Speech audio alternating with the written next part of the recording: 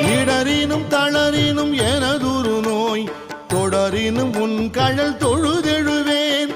இடரினும் தளரினும் எனதுரு நோய் தொடரினும் உன் கழல் தொழுதெழுவேன்.